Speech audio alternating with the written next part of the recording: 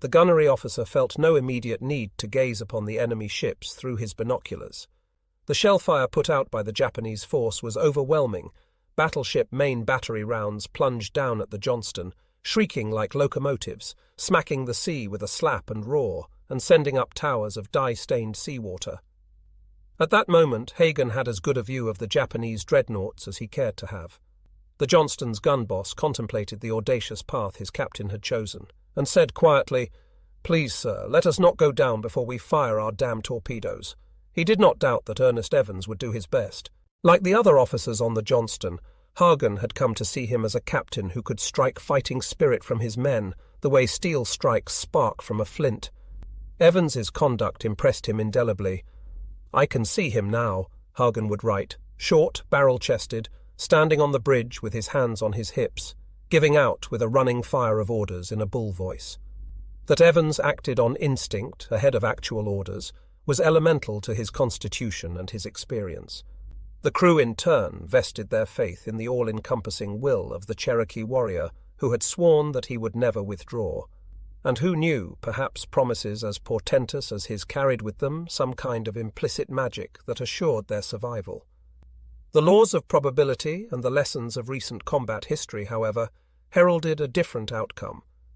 At the Battle of Savo Island, Japanese cruisers and destroyers had needed only 6 minutes to annihilate an Allied cruiser column. At Midway, American dive bombers had wiped out most of a Japanese carrier task force in 4 decisive minutes. Alone against heavy cruisers and battleships, cruising through shell splashes fired by vessels up to 35 times her size, the Johnston would have no business surviving even that long. As the Army troops at Bataan or the Marines on Wake Island could attest, Americans had been overwhelmed in battle before. The Pacific had afforded them several occasions to refight the Alamo. Now, it seemed, it was the Navy's turn. As his ship sped to the northwest, alone against the Japanese fleet, Ernest Evans had no illusions that the Johnston's 5-inch main battery would do much damage.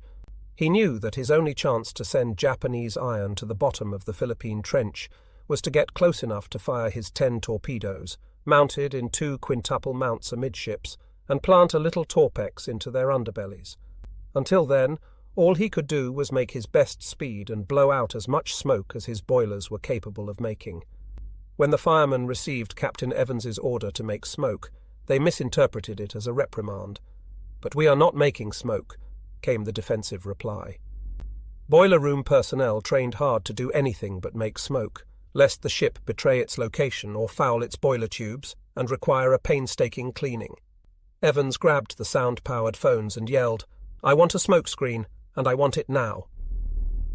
On the fantail, Lieutenant Jesse Cochran, the assistant engineering officer and head of a repair party, had trouble getting the chemical smoke generator going. Its valves were stuck fast from saltwater corrosion. Torpedoman First Class Jim O'Gorick used a big adjustable wrench and vice grips to jog them loose, while Cochran and his party set depth charges on safe and dogged down all hatches and doors on the aft part of the ship. After a minute or so of urgent wrenching, the grey concoction was billowing in the ship's wake, hanging close to the sea in the humid monsoon season air. As the Japanese star shells burned overhead like miniature midday suns, advancing the light of the early morning, black smoke flowed from the ship's 2 stacks, turning dawn back into night. Smoke-making was an act of sacrifice. The smoke flowed behind the ship that made it, shrouding everything in its wake. It gave its maker no protection. If Taffy 3 had a prayer to survive, it would depend on confusing Kurita and shielding the retreating escort carriers from view. "We were making smoke, zigzagging and heading for the Jap fleet," Seaman John Mostowy would write, "at flank speed and alone." As the Johnston came around to port on Captain Evans's order, taking a northwesterly course toward the Japanese fleet, Seaman First Class Bill Mercer pulled on a Kapok life jacket. He was fastening it tight when a seaman named Gorman asked him if he was scared. Mercer, a Texan, said hell yeah, he was scared.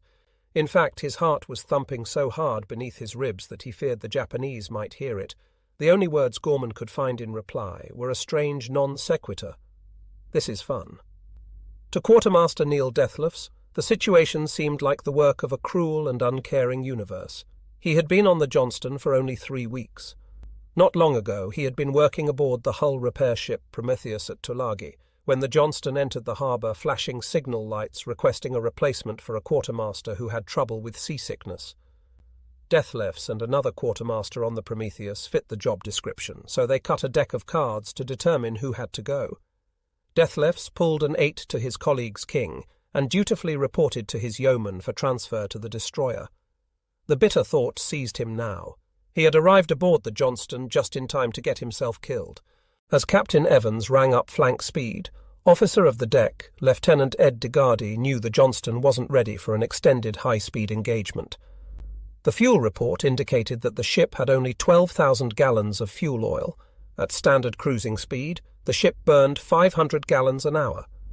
But at a flank speed of 36 knots, the rate jumped to 5,000 gallons an hour. In just over 2 hours, the tanks would be bone dry.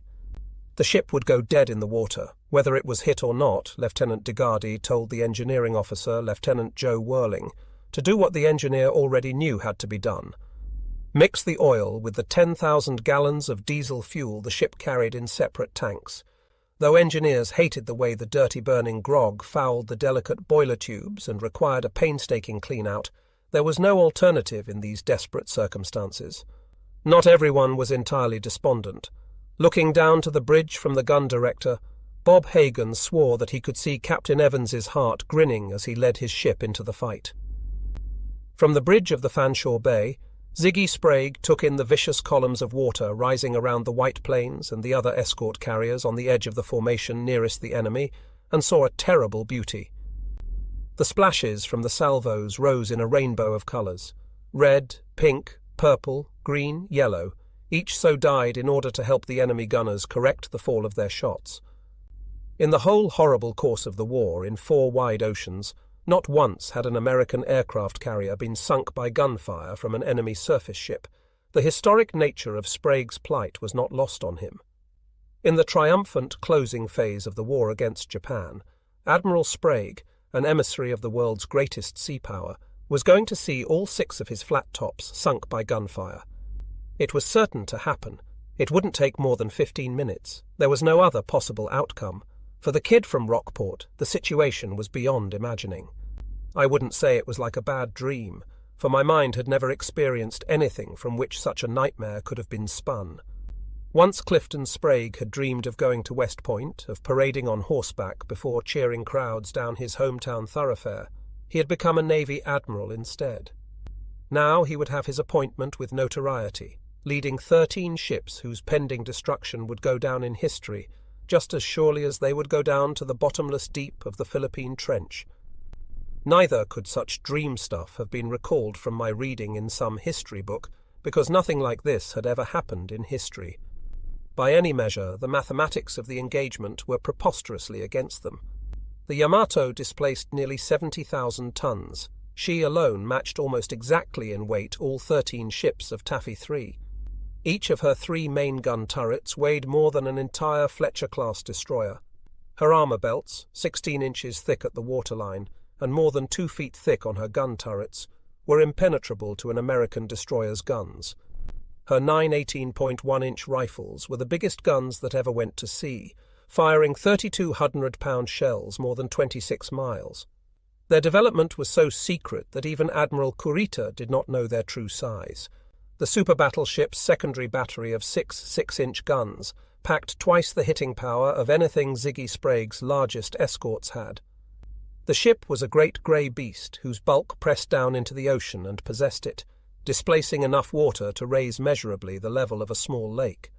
At flank speed of 27 knots, the Yamato sliced the sea and drew it back around her in a roiling maelstrom, leaving a wake that capsized small boats.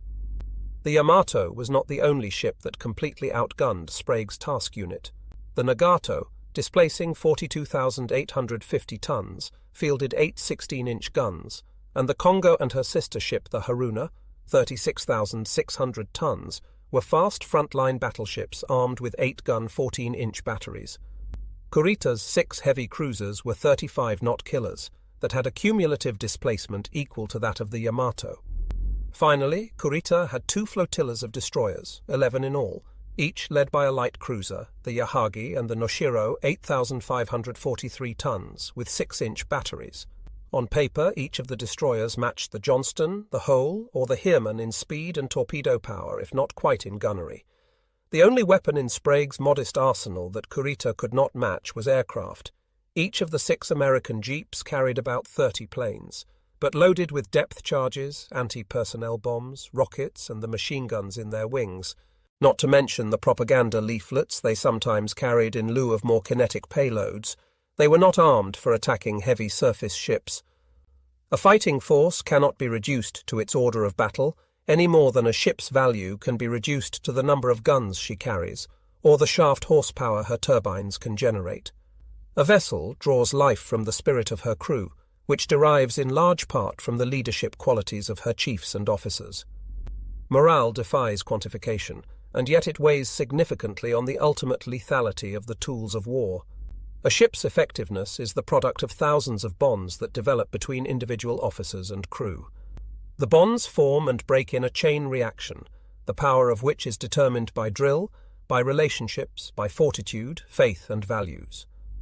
Task force commanders can be only abstractly aware of these uncountable qualities as they exist on the particular ships under their command. The officers of the ships themselves see these qualities more clearly, but still can only guess how the chemical reactions will coalesce when the real shooting starts and men begin to die. And so orders of battle are drawn up to focus on the tangibles: speed, displacement, armament, and sensors. On that score, Taffy 3 scarcely even registered on the scale of force that Takeo Kurita brought against them. Thanks to Ensign Brooks's diligent sighting report, Admiral Sprague knew precisely what he faced. "I thought, we might as well give them all we've got before we go down," he later recalled. That meant getting into position to launch planes and putting as much distance as possible between his ships and the faster Japanese. Both of those goals could be met by heading east into the wind. Ziggy Sprague coolly measured what would become a steadily shifting matrix of variables, enemy course headings, patterns of wind and squalls, the effectiveness of his own ship's evasions and protective smoke-laying and the effect of the enemy fire, and instinctively planned his escape. He ordered his ships to turn from their northerly course to an eastward one, heading 0=90. 3 factors recommended that course. First, it was directly away from the Japanese fleet. Second, it brought a strong wind rushing from bow to stern over his carrier decks.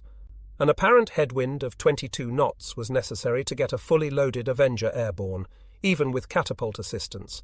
And third, it took him toward open ocean, where he could hope for the intervention not only of rain squalls, but perhaps also of other American ships. "I wanted to pull the enemy out where somebody could smack him," he would write. "Either Oldendorf or Halsey, wherever they were, could handle that job. If we were going to expend ourselves, I wanted to make it count." At 6:50 a.m., Sprague flipped on the talk-between-ships radio and ordered the skippers of his command: "Signal execute on receipt. Shackle Baker Uncle easy unshackle turn." Between the words shackle and unshackle was the coded numerical heading Sprague intended to follow. Baker Uncle easy were the encoded integers for a heading of 090, all as one.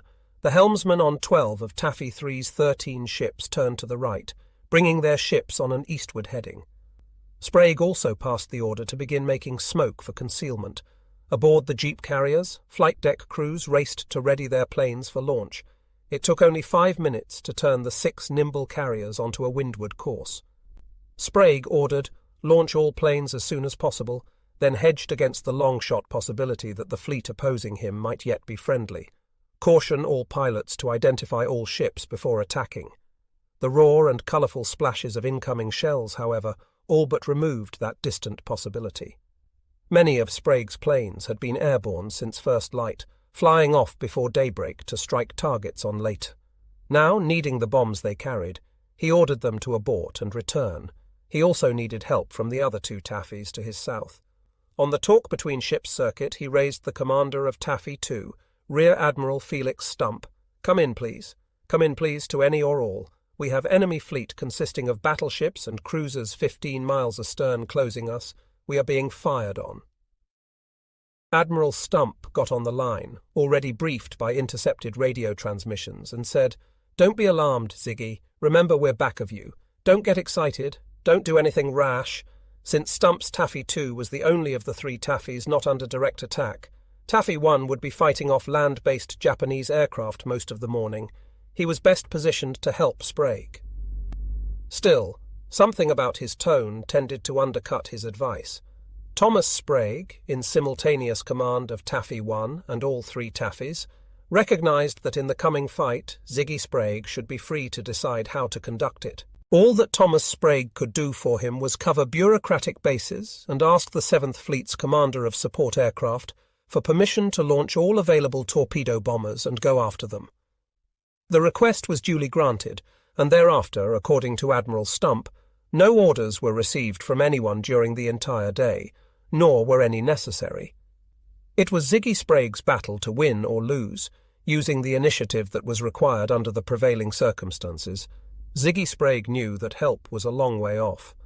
What he didn't know was that Jesse Oldendorf's battleships, idling in Leyte Gulf after their historic victory in Surigao Strait, would be kept from coming to his assistance because Admiral Kincaid feared the Southern force might turn around and attack again through Surigao Strait. Though one might question the wisdom of insuring against a contingent disaster when a very real one was already at hand, the cold fact of October 25 was that Admiral Sprague, the ships and men of Taffy 3 and their brothers to their south, would have no help from the overwhelming naval power marshalled to their north and south. They were on their own. Sprague's moves in the crucible of imminent combat were swift but not rash. One trait of good commanders is that they make simple decisions at the right times and without delay. Sprague was an instinctive and forceful decision-maker. He played golf in a hurry. He didn't line up his putts. He just walked up to the ball and hit it. When he met his future wife, Annabelle, he knew immediately he would marry her. At Pearl Harbor, he knew right away what to do with the few weapons he had on the Tangier. On the morning of October 25, with an overwhelming Japanese task force pressing down on him, he saw instantly the surest route to his slim hope of survival. If he did not completely resign himself to dying, he at least accepted the reasonable certainty of an imminent swim. If no assistance came from other ships, Sprague would settle for the intervention of a heavenly being of whom during quieter periods of his life he had asked and to whom he had given relatively little. In the ready room of the St. Lo, VC-65 skipper Ralph Jones pulled on his Mae West, a parachute harness, helmet and goggles as fast as he could. The pilots and air crews of VC-65 followed suit, the boom-boom rump of the enemy ship's near misses urging them on as they scrambled to the flight deck and climbed into their planes. Kurita had found their range. Pink, red and blue columns of water rose up around them. Something crazy was happening. They were under attack, but by whom? There was no cause to question it. But how the hell was this possible? Takeoff would have to be quick, or it might not be done at all. Ensign Ed Breeding had been up half the night, listening on the combat frequency to the fractured transmissions of the fighting down in Surigao Strait. Strapped into the cockpit of his FM-2 Wildcat fighter, engine started and idling, in cue for takeoff, the 23-year-old watched as colourful spouts of water climbed into the air to starboard and port, then collapsed in rings of sea foam. A teenage plane handler jumped onto his wing, gestured toward the maelstrom and asked, "Sir, what's that?" The other pilots had nicknamed Breeding, a farmer's son from Hill County, Texas, speedy for the pace of his Texas drawl. He said, "Well, it looks like somebody's shooting at us. You better put me on that catapult so I can go shoot back." Until he saw with his own eyes the big shells inbound from the battleships, and heard with his own ears the crackling whistle of their descent, Holly Crawforth, a St. Lo radio technician, thought it was all some kind of sick joke. Confronted with a sudden vision of his capture and torture at Japanese hands, he took his dog tags and threw them away. On the sound-powered phones he could hear the guys in the engine room getting panicky. Below-decks men fretted about the possibility of a torpedo hit swallowing them from below. "Tell us what the hell is happening," they shouted. The St. Lo's skipper, Captain Francis J. McKenna, called course changes to his helmsman, zigzagging hard, trying to throw off the aim of the Japanese gunners. As vital as his evasive manoeuvring was, it complicated matters for pilots aiming to get airborne. With the flow of wind over the deck shifting with each turn, Aviators never quite knew how crosswinds and engine torque would affect their takeoff. The catapult crews preferred to fire when the ship was facing the wind, so the rhythm of the launch was disrupted, and the planes started their missions widely separated. As ever, Lieutenant Commander Ralph Jones was first in line for takeoff. The catapult whipped him airborne, and the catapult crews raced to gather the harness and string it to the next plane rolling forward. Jones turned sharply to the left, 50 feet off the water, and headed for the Japanese fleet. Inching ahead in his Wildcat, breeding squadron mate Lieutenant Larry Budnick, far from his superior Wisconsin home, thought to himself, "Let me the hell off this thing." Smoke from the carrier's exhaust stacks, which rose barely above the flight deck, stung his nose with its acridity. One by one, the planes ahead of him whipped aloft, Avengers using the catapult, Wildcats making deck runs.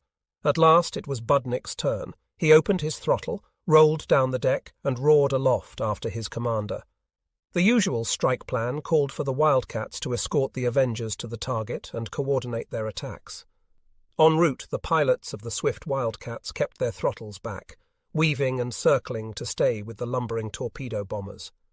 At the target, the fighters winged over to strafe while the Avengers lined up their excruciating low-altitude runs. That kind of teamwork was impossible now. There was no time to fly by the book. Larry Budnick had a hard time finding other fighter pilots to form up with. He found his radio frequency congested with confused transmissions. "I'm over here. Where are you? If you can't find me, go in by yourself." There was no rhyme to the babel and no structure to the minuet. In the rush to get airborne, Commander Jones had had no time to give his pilots rendezvous instructions. It was going to be every pilot for himself. On the Fanshawe Bay, Royce Hall rose early, ready for another day's dull routine.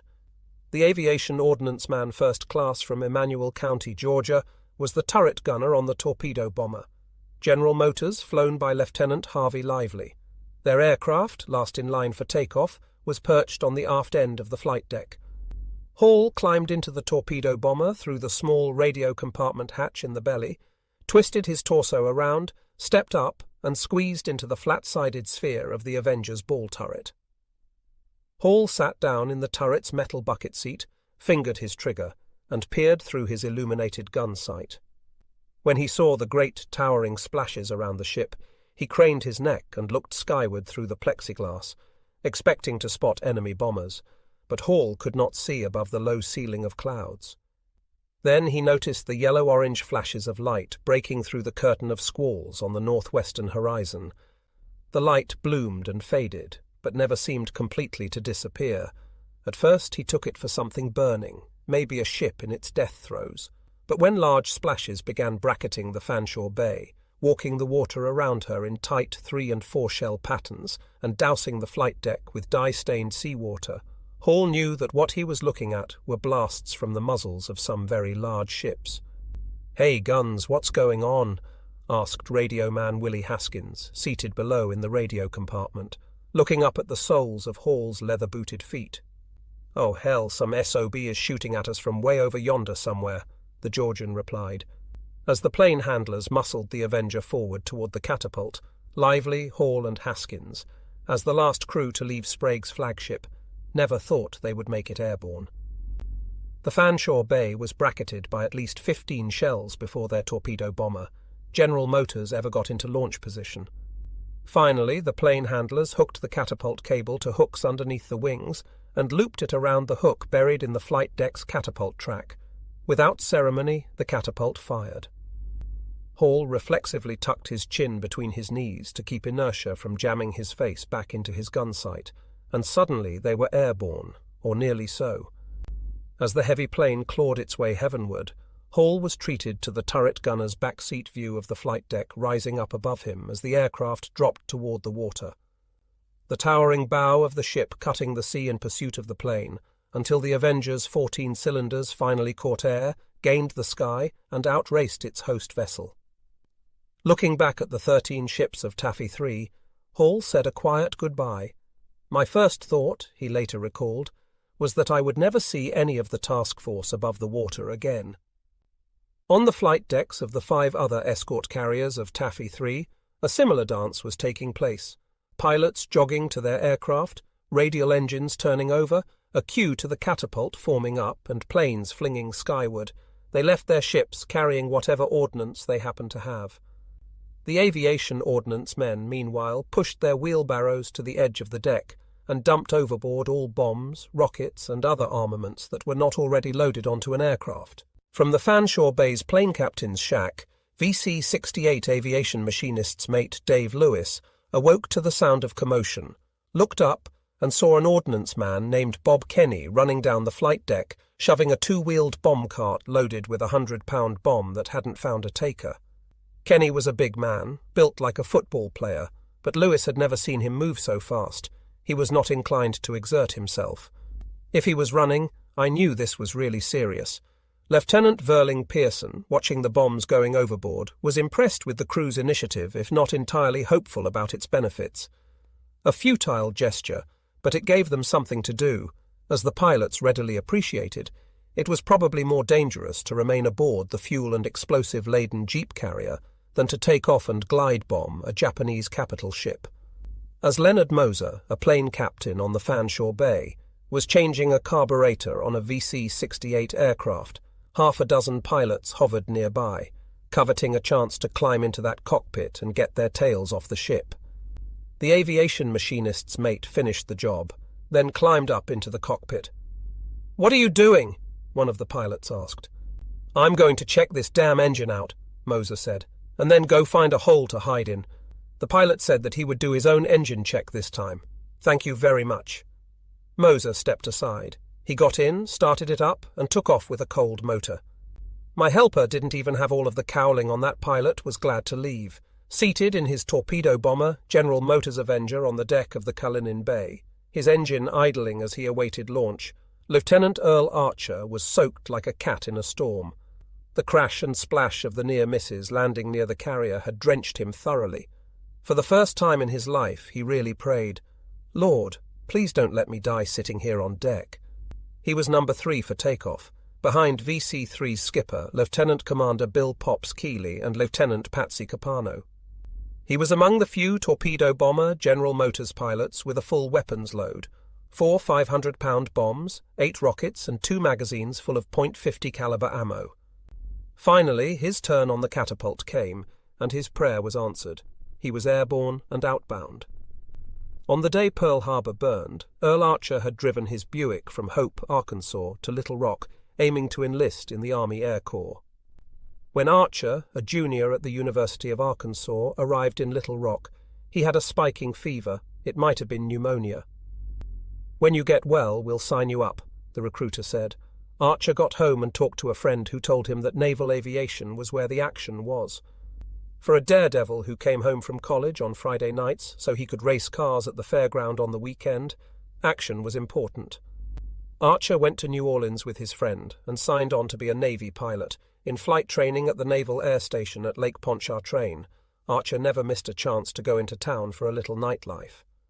Tall and thin, eyes hooded by drooping lids that made him look sleepy all the time, he was improbably adept at getting girls, and he told them his eyes looked that way because of an injury from shrapnel. The line worked so well on the girls at New Orleans's Copacabana Review that Archer became a semi-regular patron of the Roosevelt Hotel, convenient for high-style rendezvous. So notorious was he among his fellow cadets for his stays in that hotel's Blue Room that Blue Room became his nickname. Soon it was shortened to just Blue, and Blue Archer was still in training when the Battle of Midway was fought. At the Officers' Club one day, an officer told him the Navy needed volunteers for torpedo bomber duty. Archer had heard about the catastrophe of Torpedo 8, the torpedo bomber squadron from the Hornet, butchered nearly to a man on June 4, 1942. But his concerns about danger torpedo training, "Are you crazy?" were nothing that 2 martinis and the worldview of a race car driver could not overcome. From sinking a cargo ship with depth charges on an anti-sub patrol to retrieving an American flyer from an airfield on Saipan still partially controlled by the enemy, there wasn't much Blue Archer hadn't done in his time as a VC-3 Avenger pilot. He was given to crazy stunts and inappropriate exuberance. When he snatched the flyer from the airfield, he had landed under fire, stopped just long enough for the stranded aviator to clamber aboard the Avenger. and then, gunning the engine, spun his plane around and started back down the runway, strafing the Japanese at the far end of the airstrip, swerving to spread his fire like a scythe as his plane gained the sky. Returning to the Kalinin Bay, Archer felt the urge to celebrate a little. He was already a well-known hot rodder, fully trained as a landing signal officer as well as a pilot. He felt that he knew how far to stretch the safety rules. So in he came, low over the waves, and lower still over his carrier's flight deck. He buzzed his ship, sending flight deck crew ducking from the roar of his big right radial engine.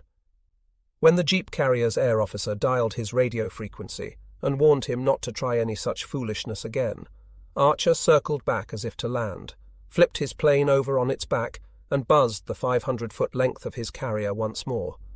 His reward was restriction to the ship during shore leave, lubricated by an ample supply of beer provided by his delighted squadron mates. As far as torpedo pilots went, Blue Archer had seen and done it all, that is, except attack the main body of the Imperial Japanese Navy. About 15 minutes had passed since the Japanese had been sighted. The 6 jeep carriers of Taffy 3 had most of their available planes in the air. The pilots and their air crew were on their own. They would see what they could do against Kurita's onrushing leviathans. It took just minutes for the Japanese gunners to demonstrate the horrible potential of their broadsides. At 7:04 a.m., the White Plains was straddled on a diagonal. This salvo measured the carrier as calipers, the action report noted, with a 4-shell salvo from a battleship missing narrowly, 2 off the port quarter and 2 off the starboard bow. Even though the shells missed, their underwater blasts twisted and shook the escort carrier hard enough to throw men from their feet, send loose deck gratings hurtling across the engine room, and knock heavy equipment from its stowages. The ship lost steering, its radar failed, and when a circuit breaker was thrown open by the shock of the blast, its compartments went dark. The damaging effects of shells that missed left to the imagination what might happen if others were actually to find their mark. Moments later they did. At 7:10 a.m. an 8-inch round from a heavy cruiser hit the White Plains.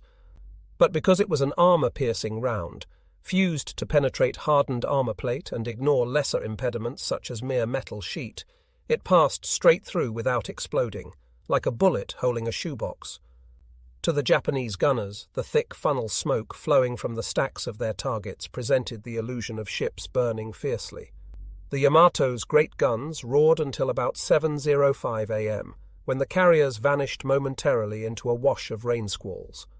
Even when they had a clear line of sight, the Japanese still did not know what they faced. From the elegant proportions of their superstructures to their twin stacks, to the graceful rise of their forecastles, Fletcher-class destroyers had silhouettes similar to those of Baltimore-class heavy cruisers. Japanese recognition books did not include Henry Kaiser's newfangled flat-tops. At 7:16 a.m. lookouts on the Kumano spotted an aircraft carrier afire. Satisfied with the presumed kill, they changed targets 2 minutes later and threw their next salvos at the St. Lo. By this time, Vice Admiral Kazutaka Shiraishi had realized something vital. His quarry were not Essex-class fleet carriers after all, but light carriers. But the cruiser commander apparently never relayed that information up the line. About that essential fact, Kurita would remain thoroughly in the dark. Ziggy Sprague had no idea what the Japanese knew or did not know about his force. Armed with his own good reconnaissance, he could assume only that the Japanese knew what they faced. At this point, Sprague would later write, "It did not appear that any of our ships could survive another 5 minutes. The task unit was surrounded by the ultimate of desperate circumstances. He knew that the sluggish exertions of his carrier's uniflow engines, the copious smoke, and the dauntless efforts of his carrier pilots would not be enough to save his carriers from annihilation. At some point, Sprague's screen, as a unit, would have to form up and engage, as soldiers must occupy ground in order to win a land battle. Control of the sea is best asserted by ships, not planes." Admiral Kurita had demonstrated that eloquently the previous afternoon when most of his center force survived 5 heavy airstrikes from the Third Fleet and continued through San Bernardino Strait. If ever there was a time for America to bring its naval air power to bear, this was it. Meanwhile, Sprague might yet forestall the onslaught of the Japanese fleet by throwing his destroyers into the breach. with salvos from the pursuing Japanese battleships and cruisers landing close around Taffy 3's carriers in all directions. Sprague got on the talk-between-ships circuit at 7:16 a.m. and ordered the screen commander, William Thomas, aboard the Whole. Stand by to form 2 torpedo groups, big boys in one group and little fellas in another group. There was little anguish in the decision to send the small ships to almost certain destruction. Under the impossible circumstances, there was nothing else for them to do. When Clint Carter reached the Johnston's fantail and climbed into position in the left rear corner of gun 55, assuming his general quarters post as its captain, he dryly informed the other men crowded into the steel enclosure, "Admiral Halsey is shooting at us." Once the telltale pagodas rose into view on the horizon, they all knew otherwise, but until reality settled in, Carter's gun crew shared the disbelief of everyone else, linked to Bob Hagan in the gun director via headset and sound-powered phones. Carter reported that gun 55 was manned and ready. As the Johnston ran solo through a forest of shell splashes, swerving through rain squalls and the backdrafts of her own smoke, all the gun crews could do was wait as the range closed, then feed the gun as rapidly as possible, and hang on for the ride as Lieutenant Hagan slewed them from target to target. Up in the gun director over the pilot house, Bob Hagan felt powerless. All this time I had been completely, sickeningly impotent. I had checked my gun stations, seen that everything was in order, but after that there was nothing. I could do but wait. Evans had ordered him to fire on any enemy target that came into range. At a range of 25,000 yards, the ship still had not been hit. Was someone looking out for them? At 7:10 a.m., the distance from the Johnston to the nearest Japanese heavy cruiser closed to the 5-inch or 38 caliber's maximum range of 18,000 yards, or about 10 statute miles. Evans directed Hagan to target the leading heavy cruiser in the column to starboard. Hagan's fire controlmen, George Himmelwright and James Busby, fixed the ship in the director's sights, and fire controlman Tony Gringheri entered ranges using his stereoscopic rangefinder on the mainmast. The data passed down into the ship's Mark 1A fire control computer, developed by the Ford Instrument Company in the 1930s. The intricate but sturdy array of gears, cams, shafts, and dials was an analog device with no memory as we understand it today. Rather, it was designed only to predict the position of its target and align each of the 5 turrets to place its shell at the coordinates that the computer calculated the target would occupy at impact. Just as a football quarterback pedaling back in the pocket must place extra zip on his throw to compensate for his own rearward movement, the computer removed the imparted effect of the ship's own motion from the firing solution. A gyroscopic stable element corrected for the pitching and rolling of the ship. Other critical inputs included the initial muzzle velocity of the ship's 5-inch shells, adjusted for bore wear and current weather conditions. The ship's current latitude and the relation of its heading to true magnetic north, in order to compensate for the effect of the Earth's rotation and the English that it imparted to the shell's trajectory, and the range to the target, which amplified the effects of all the variables. It took the computer about 30 seconds to calculate a firing solution for a new target. Running adjustments on an existing target took only a few seconds. The computer transmitted electrical signals to the turret motors to aim the guns accordingly. Then Bob Hagan closed the firing key. With a flash of flame and smoke, the Johnston's main battery came barking and cracking to life. Improbably, the battle off Samar was joined by American guns. Through his sighting telescope, Hagan could see his target return fire.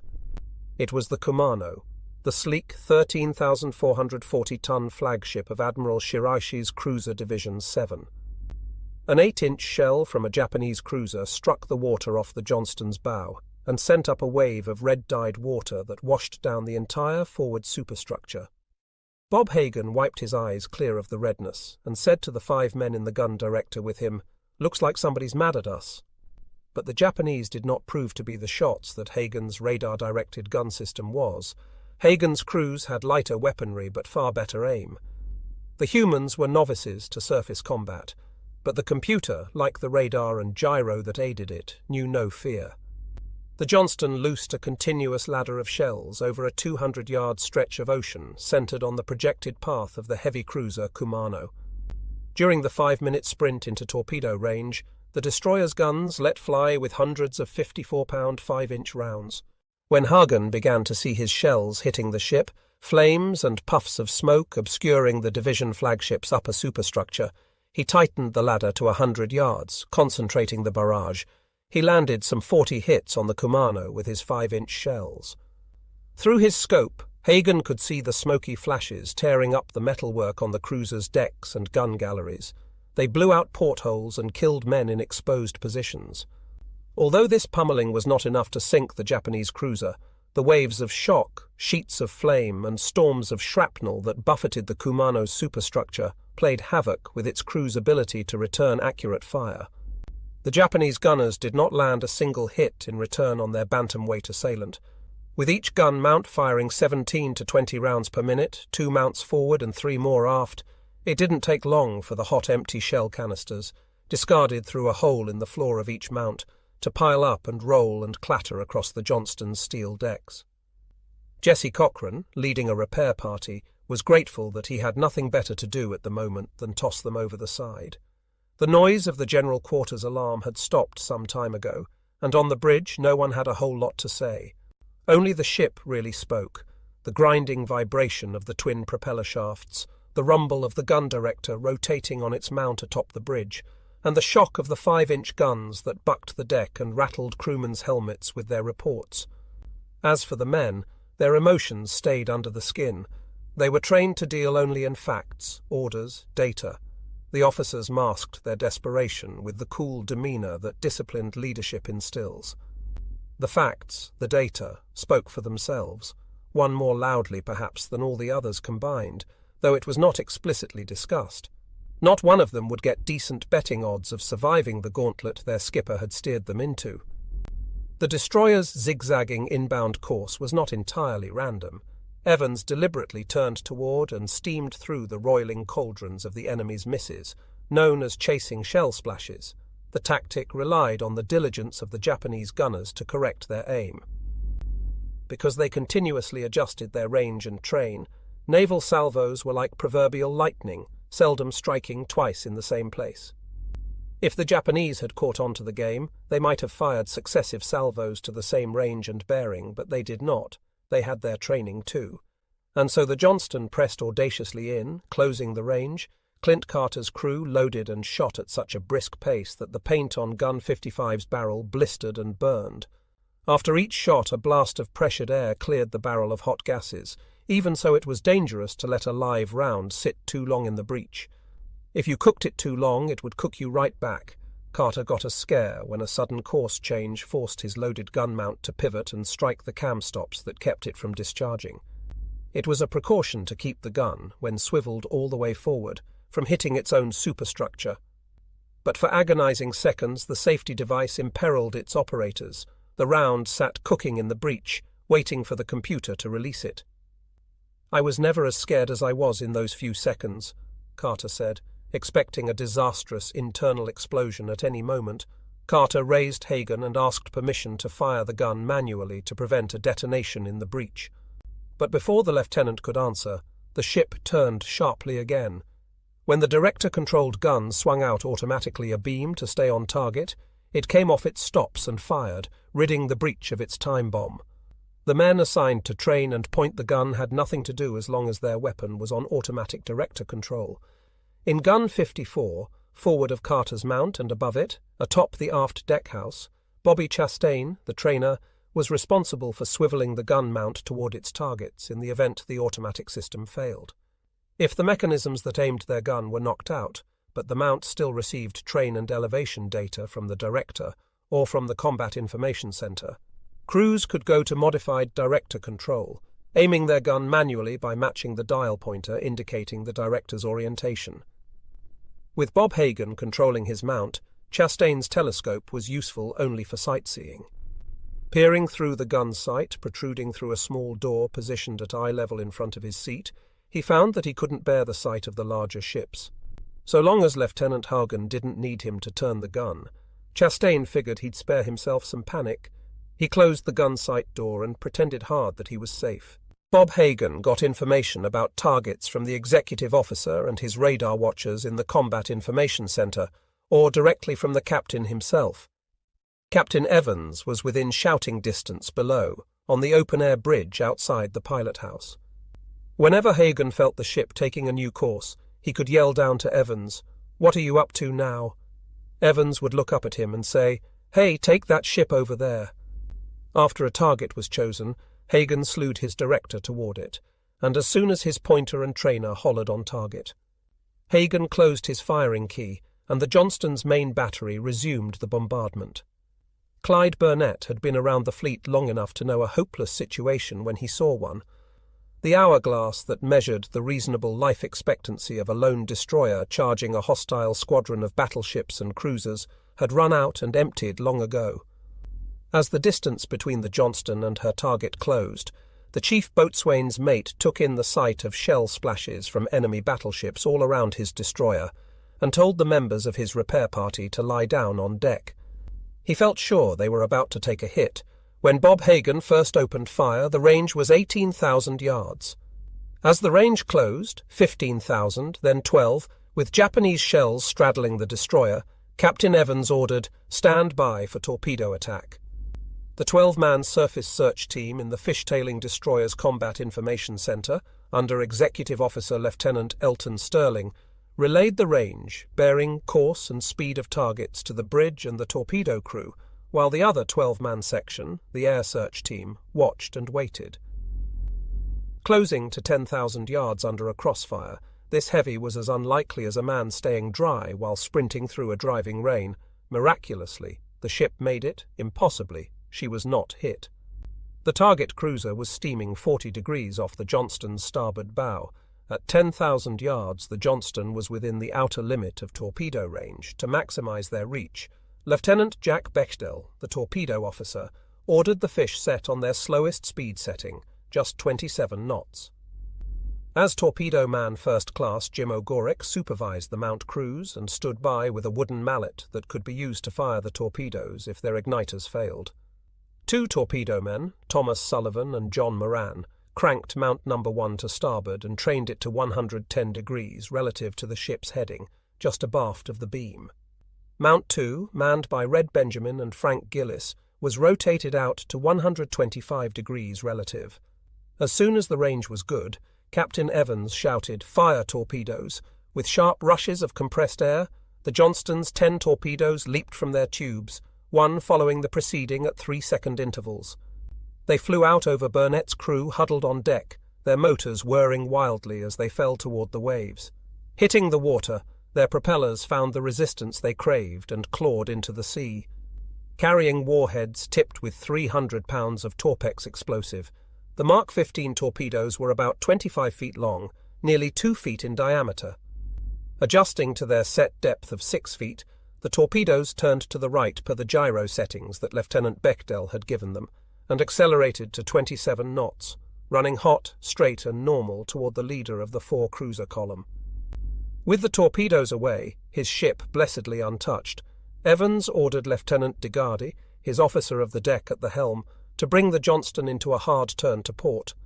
The beauty of the maneuver was that the ship now entered her own spreading smokescreen, blotted from the view of enemy gunners. As Bechdel counted down to the torpedo's calculated time of impact, the twin screws of the Johnston dug into the sea, driven by the combined 60,000 shaft horsepower of her steam turbine engines, and drove her at top speed back toward the carriers of Taffy 3 that so desperately needed assistance. At flank speed, a Fletcher-class destroyer could outpace a Japanese heavy cruiser by a couple of knots. Speeding to rejoin Taffy 3 as her 10 torpedoes ran the other way, the destroyer made the best possible use of that small margin, opening the range with the enemy while obscuring the interval with smoke. The flashes from the Japanese guns and the concussion of their blast eased only slightly as the distance opened. Whenever the squalls between the combatants thickened, the fire fell off measurably, but there was not enough rain to spare the Johnston entirely. It was daylight. The rising sun favoured the fleet that flew its pennant from their fantails. Destroyer men have this in common with submariners.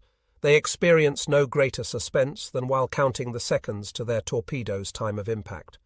Jack Bechdel's calculations were seldom wrong. Captain Evans and everyone else in the pilot house listened to the countdown. They had shot their one spread. The ship carried 10 torpedoes and no more. Bob Hagan's good work in the gun director notwithstanding, this was their best and only chance to sink an enemy ship. At 7:24 a.m. lookouts on the Kumano reported 3 torpedo tracks close off the starboard bow. Knifing through the water at more than 30 knots, the ship was travelling too fast to evade. The Kumano could not make the turn.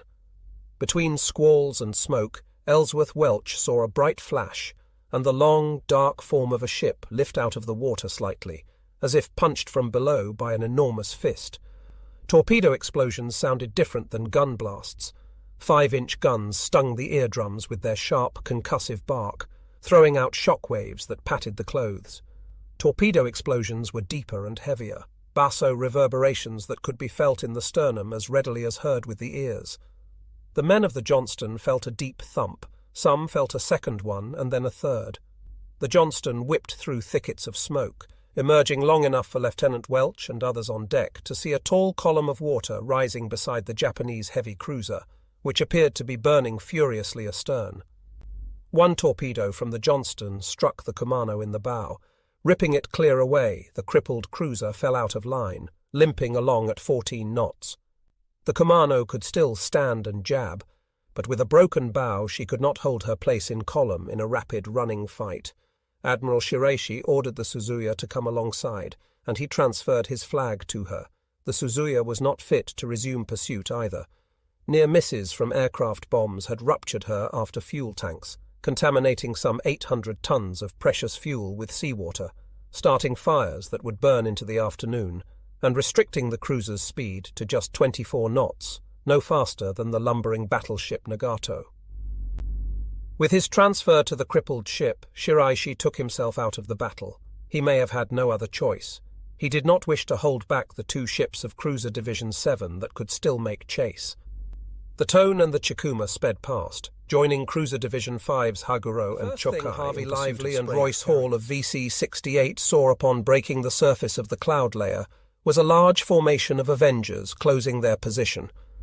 As the planes drew near, Hall made out the distinctive tail markings of aircraft from another jeep, the Gambier Bay. Hall had flown with that ship's squadron VC-10 before. He knew its skipper, Lieutenant Commander Edward J. Huxtable, Jr., and knew his reputation anyway. He toggled the intercom and told Lieutenant Lively that Huxtable could be counted upon to find whatever they were going after. The lone Avenger from the Fanshawe Bay tagged along with its sister squadron. Huxtable would find the targets, but there remained the question of what he would hit them with when he got there. Before taking off, VC-10's skipper had climbed into his Avenger only to find that his weapons bay was empty. He asked his plane captain to ask Buzz Borries, the air officer, for a bomb load. Huxtable watched as Borries brought the question to Captain Walter Vuegg, standing on the Gambier Bay's island superstructure. The skipper made a broad, sweeping gesture with his arm as if to say, "Get these planes off my carrier." Word came back to Huxtable that he would lead his flight without a load. The absence of a heavy torpedo or bomb load meant his plane would be able to stay airborne longer. Huxtable launched immediately, turned right, climbed to 2,000 feet, and joined the other Avengers from his squadron. It took just 10 to 12 minutes to find the enemy ships bearing down on their carriers. Beneath the cloud ceiling at 1,000 feet, it was hard to miss them. There were clear skies to the south, but the skies over the seas where the enemy fleet lay were roofed by grey clouds. Somewhere beneath that shroud of grey were the destroyers of Taffy 3's screen. Edward Huxtable was stunned to learn that at least one American destroyer had turned to face the monstrous opponent. Breaking through the clouds, the VC-10 skipper spotted the tin can running alone, returning to formation on a southeasterly course. He could see puffs of smoke coming from her batteries, and heavy splashes rising all around her as the Japanese fired in return. It was the Johnston. Transfixed by the sight, Huxtable then spied, farther to the west, the lethal, slender forms of Japanese heavy cruisers giving chase. Beyond the cruisers, heading due east, he could just make out the thicker silhouettes of Imperial battleships. Huxtable decided that the heavy cruisers, faster than the battleships and better suited for pursuit, posed the most immediate threat to Taffy 3. Climbing through a cloud break to 2,500 feet, The VC-10 commander could see the cruisers firing rapidly at targets to their south. The battleships seemed not to be firing at all. Huxtable turned his formation from north to east, spreading his planes out in a wide front, and climbed to 3,000 feet, above which the sky was solid overcast. Out to the east, flak dotted the skies. Apparently other planes were about. They would need all the help they could get. The commander would have preferred more altitude. A properly planned airstrike would have allowed time for pilots to locate holes in the squalls and plot their attack routes amid cloud blinds and rain. Altitude gave a pilot options and flexibility. Over the radio came an order from the Fanshawe Bay's air officer: attack immediately. No reminder of the urgency was needed, joined by wildcats from VC-10, which heeled over into steep dives, strafing the enemy ships ahead of the torpedo bombers. Huxtable directed his Avengers to line up and move in behind them. Lieutenant Bert Bassett watched Commander Huxtable dive left, heading for the second ship in column. Without ordnance, Huxtable would make a decoy run. Its deterrent effect on the target ship would be no less pronounced. To a Japanese skipper, there was no telling what Huxtable's turkey carried in its weapons bay. Bassett lined up on the lead cruiser as he nosed over from 2,800 feet and emerged from the clouds. He felt the full intensity of the flak. Tracers etched burning paths in every direction. Every so often a larger shell burst nearby, releasing an invisible spray of shrapnel through a small sphere in the sky. Bassett bore in steeply and released his first bomb from 2,000 feet. Almost immediately his aircraft shuddered from a hit to his starboard horizontal stabilizer. He released the second bomb right away, while he still could, pulling out at 1,500 feet. At about 200 knots, it took about 20 endless seconds for Bassett to reach the safety of a cloud bank ahead of the cruiser. Since he had no bombs, Ensign Robert Crocker, third in the formation, was ordered to stay out of Huxtable's first run. The fourth pilot in line, Ensign William Schroyer, went next. Angling his Avenger downward toward a battleship, Schroyer released short bursts from his 2 wing-mounted machine guns to sight his rockets. He fired them, and they shot ahead on coils of white smoke. Then Schroyer pulled the lever to open his bomb bay doors, but something didn't work. The doors stayed shut, trapping 2 500-pound bombs in his plane's belly. Schroyer skimmed the water so low that his radio man, Louis Vilmer Jr., looking out his small plate window in the torpedo bomber General Motors fuselage, had to look up to see the sailors on the Japanese ship's deck. Schroyer climbed and circled for another pass, then followed a dozen wildcats diving down to strafe. On the way in, Schroyer instructed Vilmer to use the hand crank in the radio compartment to get the doors open. By the time Schroyer emerged from the clouds over a column of 6 large ships, Vilmer had succeeded.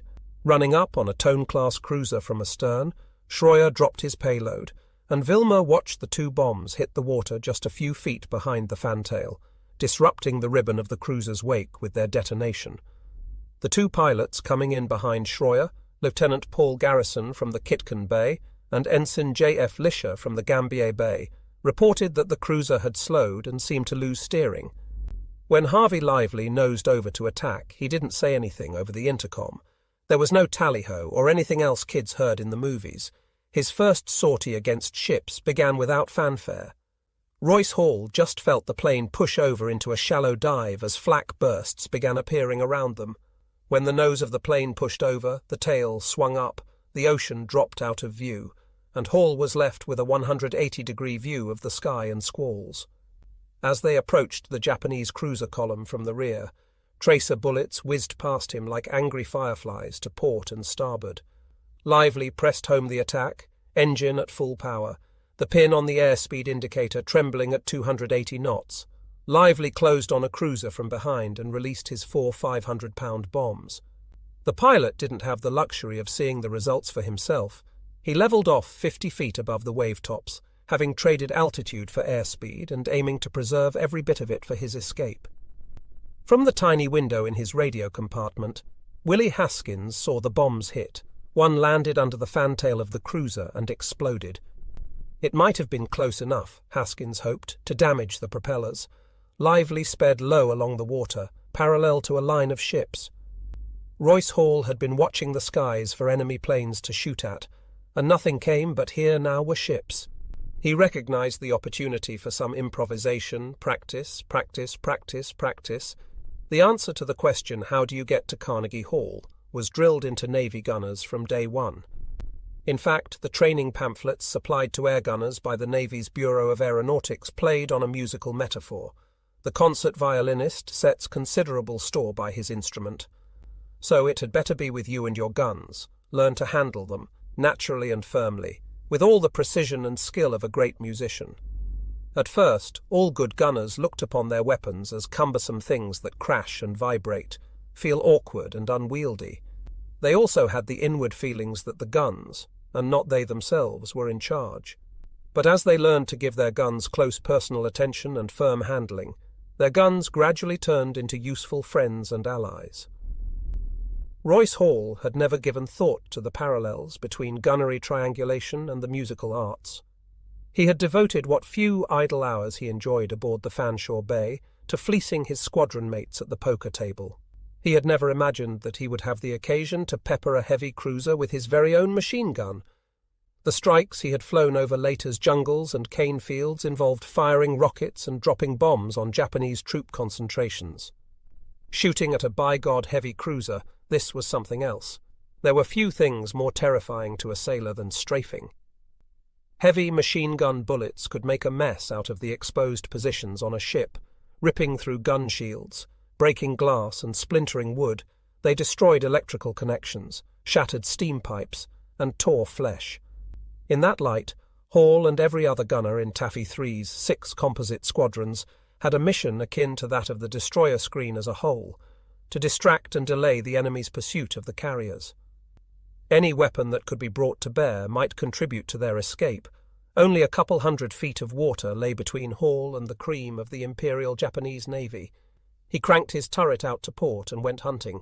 Hall could see Japanese gunners depressing their guns and blazing away wildly at his plane. Shooting at an unpracticed close range and at an angle nearly perpendicular to the target's path of flight, the enemy would have needed considerable skill to knock the Avenger from the sky. It was a difficult matter of timing, like bird hunting, but with the weapons and prey inflated to giant size. As with shooting quail, the challenge was to place your lead not where the target was now, but where it would be in a second or two. Firing from the side at a fast-moving target required that the shooter lead it so that the target flew into the path of his bullets. In the panic of battle, undisciplined gunners attempting a deflection shot tended to shoot behind their targets. That was the case now with the Japanese. Lively's plane was untouched. The same principles operated as Hall returned fire, except that his target was slow and his plane was fast. The net effect of the geometry was as if the cruiser were speeding past him, away to the rear, and the ship was so large in comparison to Hall's usual prey as to induce a sort of vertigo. Nonetheless, a target that big was hard to miss. From Pensacola Naval Air Station, where he had been a gunnery range instructor, to the fields around Yemassee, South Carolina, where he had hunted quail and doves with his older brother, Hall was well practiced in the difficult craft of deflection shooting. Hall led the ship aft, pressing short bursts into its grey-black bulk, raking gun emplacements and gunnels. He could see the tracers spark and ricochet off the superstructure and rip through the metal shields protecting the Japanese machine gun crews. As Lieutenant Lively roared past the forward part of the ship, Hall raised his gun and sprayed the glass of the bridge structure. In return, originating from places tucked away throughout the steely rabbit warren of the cruiser's superstructure, tracers flew past the Avenger's wings. It was over before it had really started. The 280-knot plane overtook and passed the 35-knot cruiser in just a few seconds. Lively zoomed past the last man of war in the column, then past the next 3 cruisers ahead of her, allowing Hall a 2 or 3 second window in which to fire at each one. Hall emptied a 200-round drum of .50 caliber ammunition, then yelled down at Haskins to send up another. Lively took his plane around for another pass, while Hall changed ammo drums for the next run through the shooting gallery. Hall was beyond being scared. The poker shark of VC-68 had never felt calmer in all his life. From 10,000 feet, Larry Budnick picked his way through the cloud heads, looking for targets. The clouds were a nuisance to reconnaissance, but ideal for stealth. Spotting a large ship below, the fighter pilot winged over into as steep a dive as possible. The roar of the FM2 Wildcat's engine and the rushing sensation of acceleration was relief from the circling, and the thinking and the worrying. Since there was no telling how many runs he would be called upon to make, Budnick tried to conserve his ammunition. On each run he set 2 of his 4 machine guns on the safe. Gone from his mind now was anything not immediately related to putting his tracers into the armoured Leviathan wheeling beneath him at 3,000 feet or so. He opened fire. To avoid burning out the delicate rifling of his gun barrels, the inevitable symptom of which was an erratic corkscrewing path of bullets flying everywhere except where his crosshairs were fixed, Budnick kept the bursts short, 2 or 3 seconds at a pull. Their curving bright trails disappeared into the ship's encompassing mass. The rattling he gave the ship's decks was 3 times as deadly as it appeared, for only 1 round in 3 had a tracer load. But really there was no telling what the effect was. It was over too quickly for fastidious observation. Budnick knew one thing. This Catholic, converted to the faith on his wedding day, considered it a miracle worthy of Mary that he was never hit. As the flak rose at him in sheets, he was glad he had made time for Lieutenant Chris Maino's 30-minute services, held on the St. Lo's hangar deck on most Sundays. Maino would become a priest after the war, but right now, in October 1944, he likely had in his lay ministry of aviators and Airedales a flock as devout as any man of the cloth could hope to have. Ensign Foster Dillard, a VC-10 Wildcat pilot from the Gambier Bay, found a hole in the clouds at 9,500 feet and began a dive on the lead cruiser. The next thing he knew, he was recovering from that dive 800 feet above the sea. A large anti-aircraft shell had struck his plummeting Wildcat, blowing out his glass canopy.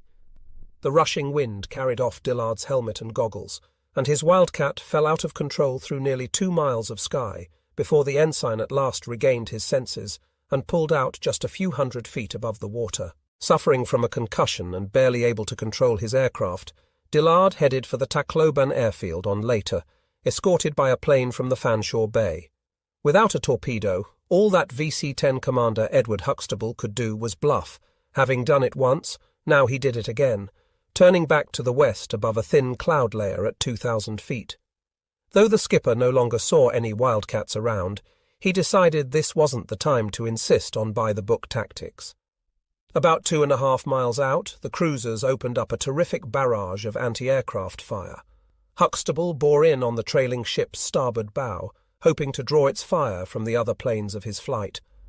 Ensign Crocker, armed with 2 light rockets, followed him in. On the intercom, Huxtable told the others to concentrate on the lead cruisers. Finishing his run, he pulled out to the left and patrolled ahead of the cruiser line, tracking their movements. The ships turned to the northeast, and Huxtable relayed that information to Admiral Sprague.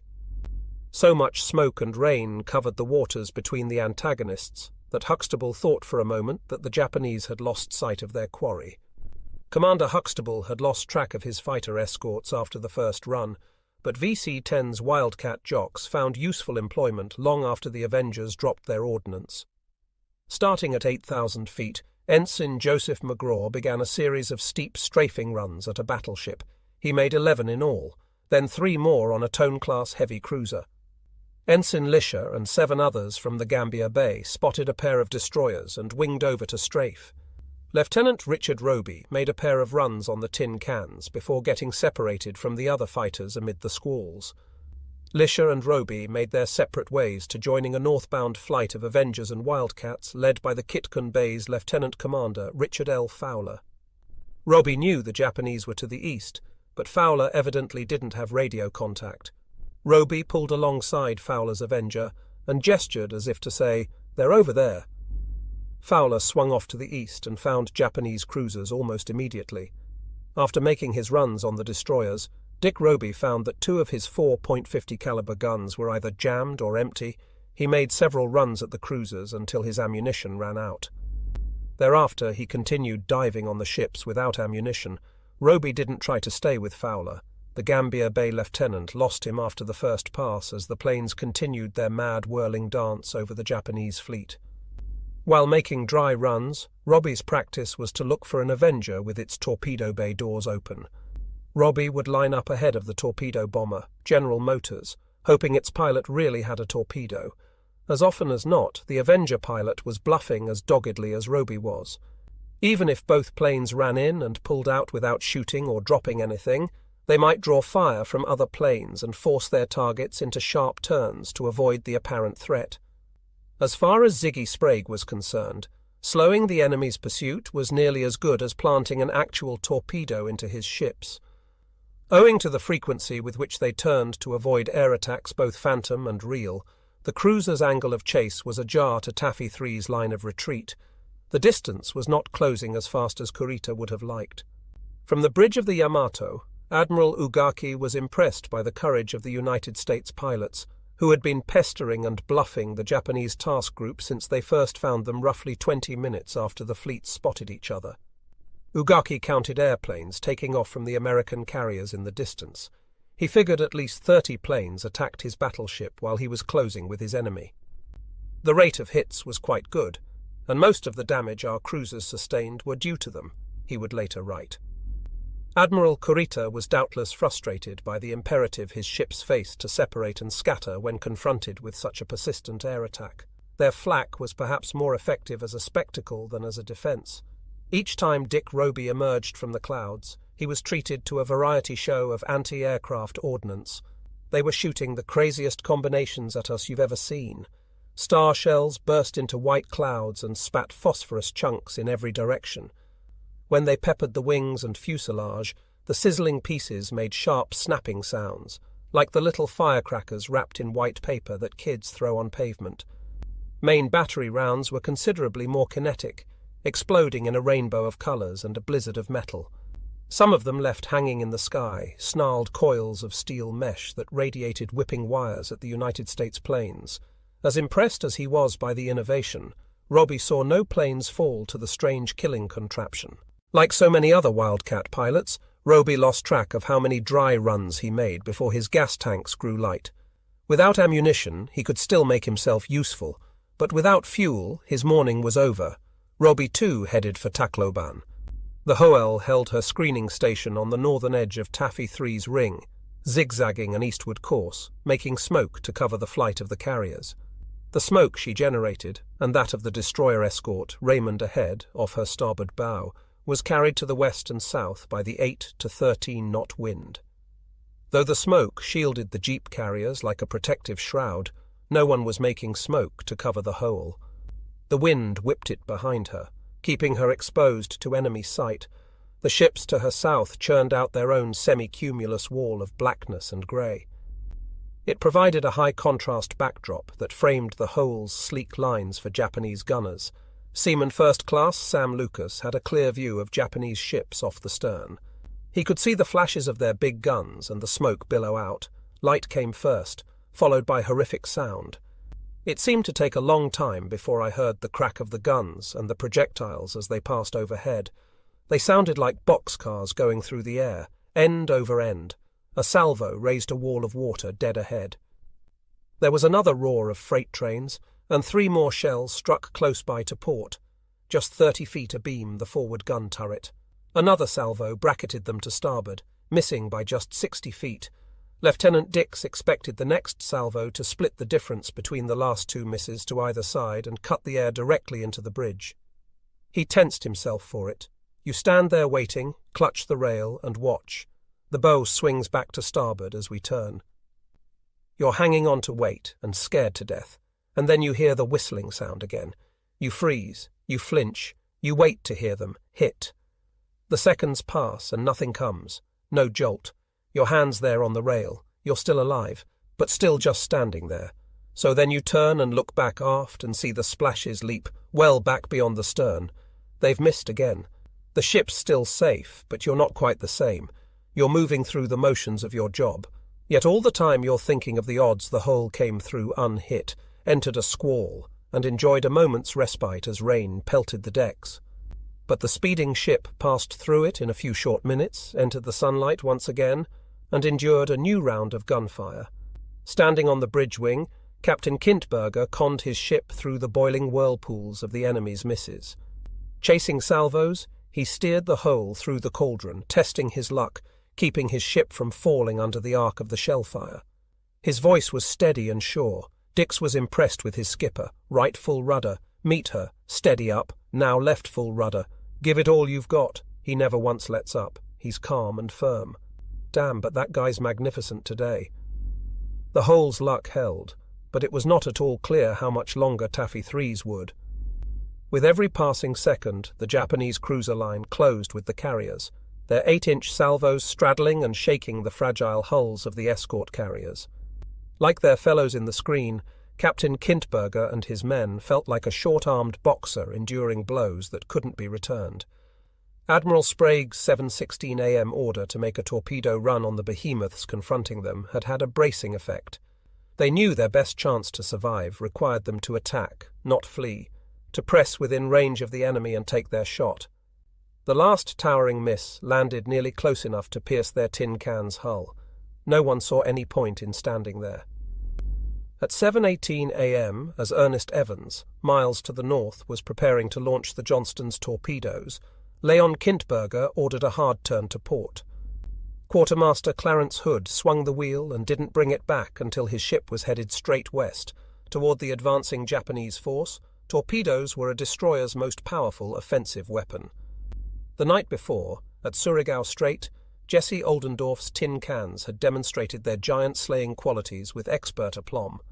In Taffy 3's desperate straits, a torpedo attack had a purpose collateral to, but no less important than actually hitting and sinking ships, forcing a superior fleet to break off its lethal pursuit. A destroyer skipper didn't need to actually hit anything, so long as he brandished the threat of doing so. An attacking column of ships had to stay together to maximize its fighting effectiveness. Ordering Taffy 3's destroyers to attack separately from the slower destroyer escorts was the right way to do it. By staying together at flank speed and coordinating their torpedo spreads, they could make it hard for the enemy to escape their overlapping fields of fire. Speed was a destroyer's best protection. It would have been foolish to rein in the swift Heermann and the Hole for the sake of keeping them in column with the slower destroyers. So thought Captain Copeland on Samuel B. Roberts in any event. But when Commander Thomas relayed Sprague's torpedo attack order to the screen, all Copeland heard was, "Little fellows, make a torpedo attack." He didn't designate a target or anything of that kind, Copeland would write, and so we didn't know just exactly what was what.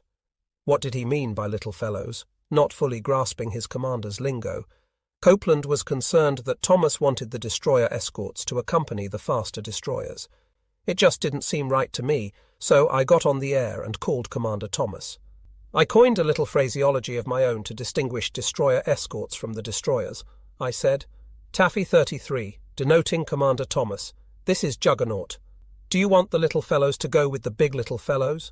Thomas replied, "Juggernaut, this is Taffy 33. Your last transmission negative. The big fellows form up for the first attack, and the little fellows make the second attack." Well, that's a problem too, Copeland thought. If the screen idled about much longer, they might well have no carriers left to protect.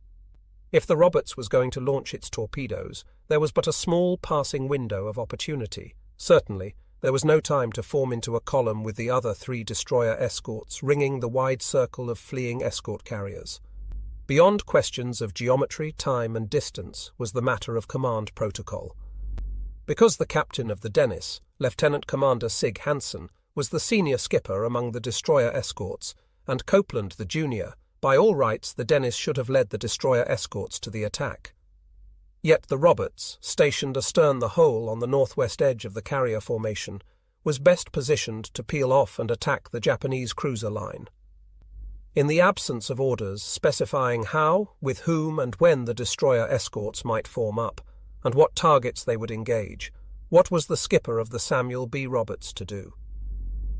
As Copeland pondered this question, a sleek, dark form slid into view out of the smoke and squalls, swinging across Roberts's bow. There was no mistaking Fletcher's clean lines. It was the Heermann, racing to form up with the Hole. At the battle's outset, Sprague had ordered Amos Hathaway's destroyer to stay with the carriers, and so the Heermann stayed on the far side of the formation, making smoke. When Sprague's 7:16 a.m. order went out to prepare a torpedo attack, Captain Hathaway had to cut clear across the middle of Taffy 3. At full boiler steam, Hathaway conned his ship through the thicket of smoke and rain, right into the path of Samuel B. Roberts. Faced with a collision, Bob Copeland ordered his helm to back down as Hathaway steered clear. Both ships quickly rebuilt steam, but the Heermann could not quite keep pace with the hole running in. Copeland stood at the captain's conning station on the bridge of his ship, waiting to get his speed back, studying the evolving picture of the pursuit.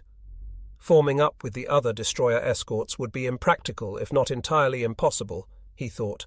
My God, how are we going to work this? You didn't take a destroyer escort in alone against heavy ships, but Copeland was starting to think he should just do precisely that. Why not join up with the big boys? He estimated the course he would need to take to put the Roberts in position to fire torpedoes at the approaching heavy cruisers. 60 degrees off the bow of the target ship, range 5 to 7,000 yards. As it happened, the Japanese men of war were accommodating him beautifully.